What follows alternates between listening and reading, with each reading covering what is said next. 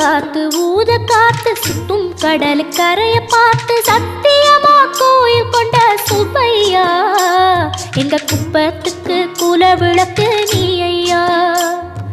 வாட காத்து வீச பார்த்து அலையை எதிர்த்து வலைய போட்டு மீன் பிடிக்கும் தொழில் நடக்குது முத்தையா. கரை மீண்டு வர காவல் உந்தன் வேலையா. திருச்செந்தூர் ஆண்டவனே வேல் முருகா தினம் உனக்கு நன்றி சொல்வோம் மால் மருகா. திருவடியில் தவம் இருப்போம் திருமுருகா தீப்பெழுது நலமெனவே வடிவழகா.